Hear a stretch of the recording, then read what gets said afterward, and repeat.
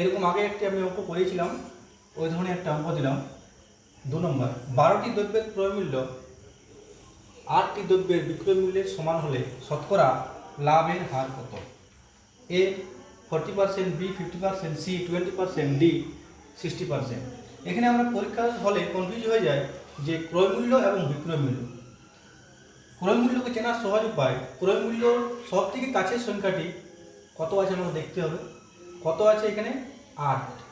তাহলে আমরা ধরে নেব ক্রয় মূল্য 8, বিক্রয় মূল্য এখানে 12।